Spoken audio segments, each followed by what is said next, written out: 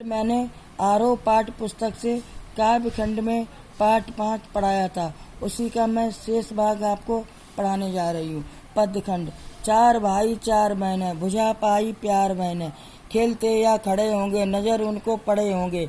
पिताजी जिनको बुढ़ापा एक क्षण भी नहीं व्यापा, रो पड़े होंगे बराबर 5वें का नाम लेकर।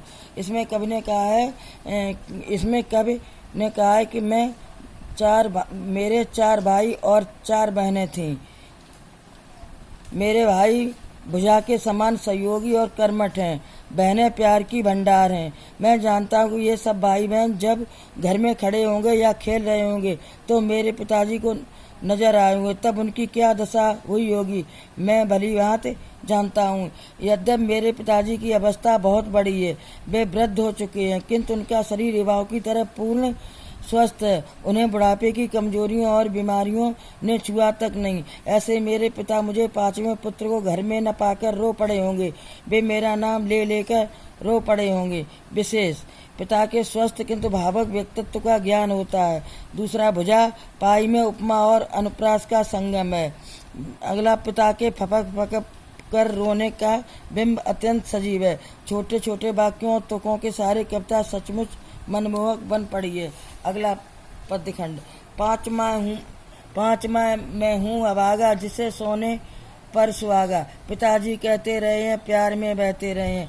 मैं उनका 5वां भाग्यहीन पुत्र हूँ जो उनके बीच में नहीं हूँ। फिर भी इस भाग्यहीन पुत्र को पिताजी अपने 5 पुत्रों में सबसे अधिक बढ़कर प्यारा समझते हैं। जब जब मेरे बारे में कभी चर्चा चलती है वे सदा भाव विभोर हो जाते हैं। आज उनके स्वर्ण बेटे लगे होंगे उन्हें हेटे, क्योंकि मैं उन पर सुहागा बंधा बैठा हूँ अभागा। आज उनके स्वर्ण के समान 4 प्यारे बेटे भी मेरे बिना उन्हें अच्छे नहीं लगे होंगे, क्योंकि उनका सबसे ज्यादा प्यारा बेटा मैं उनकी नजरों से दूर जेल में पड़ा हुआ हूँ। विशेष, सोने पर सुहागा मुहावरे का कुशलतापूर्वक प्रयोग किया गया है। दूसरा, मिश्र जी की भाषा बातचीत के समान सरल, सहज, प्रभावपूर्ण और अनुभूतपूर्ण है। वे कविता करने या गाने की बजाय कविता कहते हैं। अगला, छोटे छोटे वाक्यों और तुकों के सारे कविता सचमुच मनमोहक बन पड़ी है। अगला पद्य खंड। और माँ ने कहा होगा दुख कितना बहा होगा, आंख में किस लिए पानी, वहाँ अच्छा है भवानी। आज के दिन घर में मेरी याद आने पर जब पिताजी भावुक हो उठे होंगे तब माँ ने उन्हें हौसला देते हुए कहा होगा कि आप 5वें पुत्र भवानी प्रसाद की याद में रो क्यों रहे हैं। निश्चय ही हमारी शुभकामनाओं एवं अकाढ़ आशीर्वादों के परिणाम स्वरूप वह जेल में हर प्रकार से राजी खुशी होगा। ऐसी चर्चा होते हुए भी मेरे अभाव में परिवार को बहुत दुख रहा होगा। वह तुम्हारा मन समझकर और अपनापन समझकर गाय है सो ठीक ही है, यह तुम्हारी लिखी है।